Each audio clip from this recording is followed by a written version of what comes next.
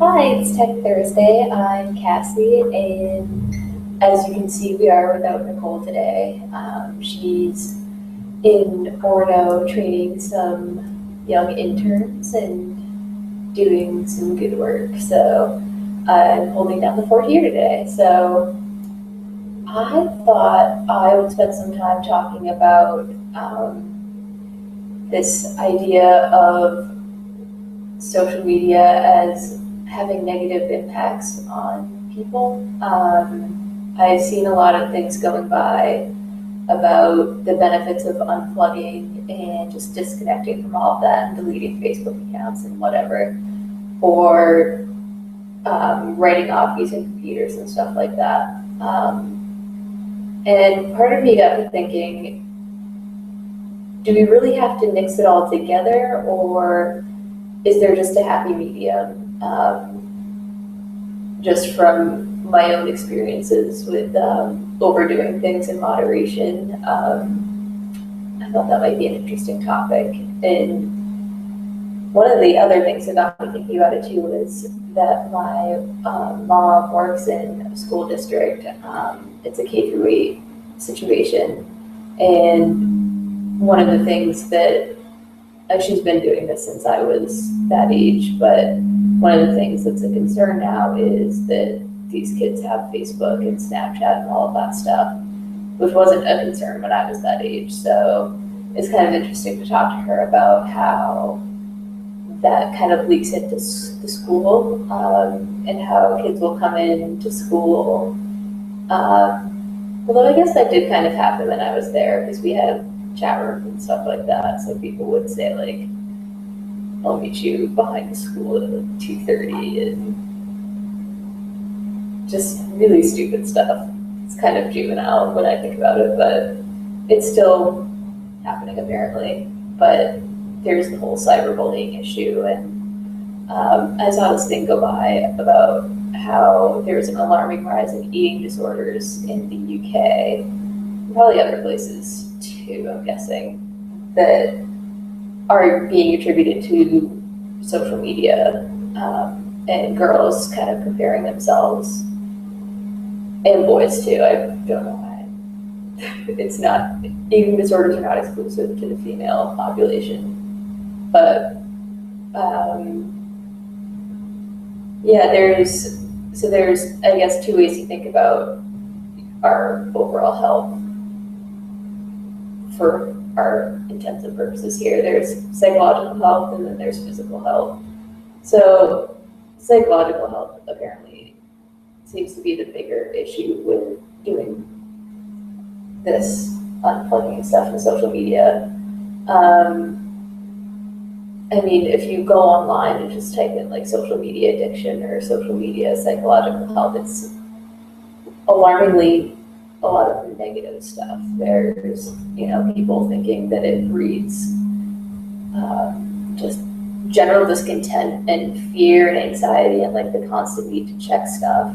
But on the other side, somehow our brains are being rewarded apparently when we engage in these behaviors. So it creates this like pathway neurologically. So we keep doing it, and then it becomes habit forming and addictive for some people. And the thing with addiction is, I mean, you're the only one that's really going to be able to say if you're addicted to something. Like, I can't really tell you, but yeah, so social media addiction is actually being attributed to similar to drug and alcohol addiction. I saw this study go by, and again, I'm not a doctor or a scientist, so I'm just kind of regurgitating stuff here. But apparently there have been studies done that kind of, they show brain activity and like what lights up when we engage in certain behaviors, and apparently it's similar to those of a drug or an alcohol addict when they're exposed to drugs and alcohol. So apparently it does feel good to a point, but not in a way that's considered healthy. But on the other side, I saw another article that kind of counters, like, I guess not really counters, but it offers a solution to this idea of negative social media stuff. It's really, I guess, social media in itself isn't a bad thing. It's the way that we use it, I guess, is what the article was trying to say, which I kind of agree with. I think that, everything has the potential to be dangerous and bad if used in a dangerous and bad way. It's like, I'm just thinking of that Oscar Wilde quote, everything in moderation except moderation. But yeah, I mean, it's everything in moderation, right? So you can overdo anything and it'll be unhealthy. But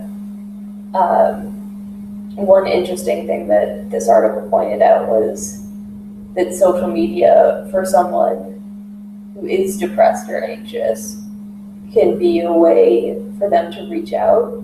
Maybe not actively, maybe it's like more of a passive, they're just looking up blogs and articles and stuff like that and kind of familiarizing themselves with certain things. And it's a way to feel at least somewhat connected. So maybe the people that they surround themselves with in real life, they don't feel like understand or that they can relate to, or that they can share this experience that they're having with, but they can go online and see like someone across the country or in a different country even is having or has gone through something similar and can help them out. And I thought that was pretty cool. Like, without social media or the internet, that's not super possible at just the top of at your fingertips. So again, I thought that was pretty cool, and just getting general online resources, and then maybe that encourages them to step out and talk to someone that they are close with in real life, and maybe get help if they need it in real life. And then there's this other thing that I saw that was kind of cool about using technology in games specifically to activate certain parts of your brain. Like if you are depressed or something, it kind of gets different things going. I don't know a whole lot about that because I don't play video games or anything like that, but that's, I guess, something that is in the works, which I thought was pretty cool. So, and then in terms of physical health, the negative stuff with, I guess this is more technology than social media, but one thing that I specifically had an issue with was the eye strain. So when I was in 7th grade, we got the main, I don't remember it was MLTI. I don't remember what everything stands for, but it was the grant that 7th graders across the state got the Apple laptops. And I was in 7th grade that year, so we were the first round. And I was already I read a lot and whatever, but that year, in I think it was March that year, I noticed, and it was so gradual that it didn't really occur to me oh, hey, I'm pretty much blind now. But I got tested. The school nurse kind of came through with the osteoporosis check and the scoliosis. We're told we don't have osteoporosis. And the eye check, and mine came back really bad. And I remember my mom was kind of suspicious because I'd always wanted glasses. But at this point in my life, I really didn't want that anymore. So she took us to an eye doctor in Bangor. And the guy was like, my brother had 20/20, and he was like, I don't remember what I have, but it's pretty bad. So I had to get glasses that year. And it was very sudden, within a year, my eyesight had just tanked, basically. And I'm not saying it's totally because of the whole laptop thing, but I was 12, so the eyeball strain issue wasn't really on my concern. And I'm sure I was reading the computer like that and doing other silly things, but it's just something to be aware of, I guess. And then another thing would be sitting. That seems to be a pretty hot topic lately. Like, Nicole read me something the other day that was like, sitting is the new cancer, which I thought was interesting. So the argument is human beings are not made to sit around and stare at computers all day. But it's the 21st century, and that's what most of us do for a living. It just happens. So they recommend, the stand desks, which we have here, which is awesome. But if you can't get that, it's recommended to take walking breaks. There's a lot of restorative yoga stuff you can do to kind of counter like the posture and the sitting all day, which is a huge bummer, but that's something you can do.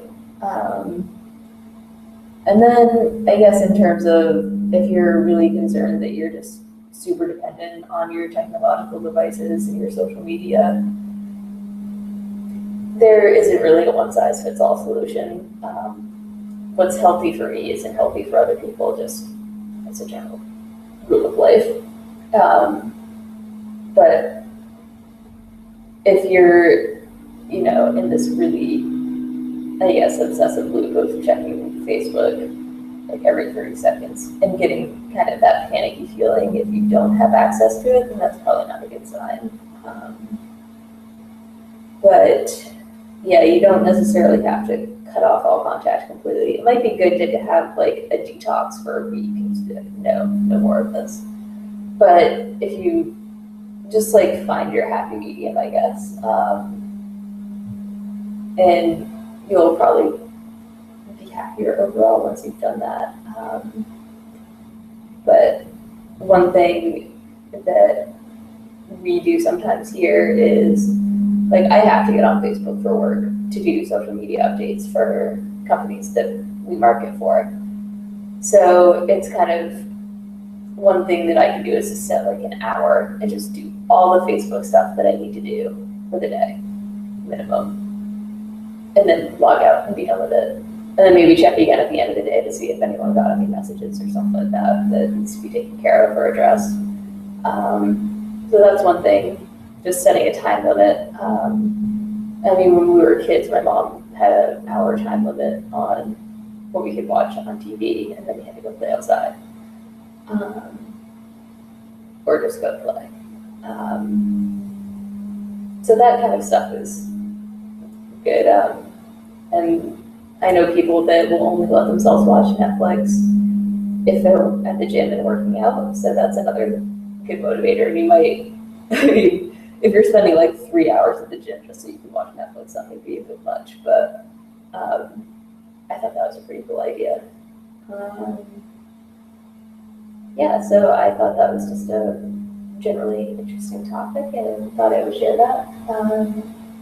Next week we should have Nicole back, so we'll have a bit more of a lively conversation. But thank you for watching, and if you have any other questions for us, you can maybe comment on this video or send us a message on our contact form at breakingbeginning.com, and we will see you next week. Bye!